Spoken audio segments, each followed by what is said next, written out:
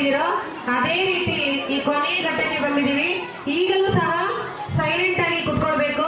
ಯಾಕಪ್ಪ ಅಂತಂದ್ರೆ ಇದುವರೆಗೂ ಬಹಳಷ್ಟು ಮನೋರಂಜನೆಯನ್ನು ನಿಮ್ಗೆ ನೀಡಿದ್ದಾರೆ, ಹೌದಲ್ವಾ? ನಿಮಗೆ ಮನೋರಂಜನೆಯನ್ನು ನೀಡಿರುವವರಿಗೆ ಇವಾಗ ನಾವು ಸನ್ಮಾನವನ್ನು ಮಾಡ್ಬೇಕು, ಹೌದಲ್ವಾ? ಹೌದು ತಾನೆ? ಮೊದಲಿಗೆ ಒಂದು ಜೋರಾದ ಚಪ್ಪಾಳೆ ಮೂಲಕ ಅವರಿಗೆ ಒಂದು ಧನ್ಯವಾದವನ್ನು ಕೊಡಿ. ಇವರು ಅಶೋಕ್ ಸರ್ ಅಂತ ನೋಡಿ, ಸುಮಾರು 1.5 ಗಂಟೆಗಿಂತ ಹೆಚ್ಚು ಆಯ್ತು, ಹೌದಲ್ವಾ? ಅಲ್ಲಿಂದ ಇಲ್ಲಿವರೆಗೂ 1 ನಿಮಿಷನೂ ಅವರು ರೆಸ್ಟ್ ಅನ್ನು ತಗೊಂಡ್ರ ಇಲ್ಲ. ಬಹಳ ಸೊಗಸಾಗಿ ಹಲವಾರು ನಮ್ಮ ಪದ್ಯಗಳನ್ನ ಹಾಡಿದ್ದಾರೆ, ಹಾಗೆಯೇ ನಿಮ್ಗೆ ಮ್ಯಾಜಿಕ್ ಅನ್ನ ತೋರಿಸಿದ್ದಾರೆ. ಹಾಗೆಯೇ ಅವರ ಕಂಠವೇ ಅವರಿಗೆ ಒಂದು ವರದಾನ ಅಂತ ಹೇಳ್ಬೋದು ನಾವು, ಹೌದಲ್ವಾ? ಕಂಠ ಬಹಳ ಚೆನ್ನಾಗಿದೆ.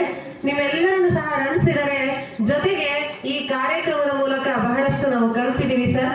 ಹಾಗಾಗಿ ನಿಮಗೆ ನಮ್ಮ ಶಾಲಾ ಆಡಳಿತ ಮಂಡಳಿ ಹಾಗೂ ಎಲ್ಲ ಶಿಕ್ಷಕ ವೃಂದದವರ ಪರವಾಗಿ ತುಂಬು ಹೃದಯದ ಅಭಿನಂದನೆಗಳನ್ನ ಸಲ್ಲಿಸ್ತಾ ಇದ್ದೀನಿ. ಎಲ್ಲರೂ ಜೋರಾದ ಚಪ್ಪಾಳೆಯ ಮೂಲಕ ಅವರನ್ನ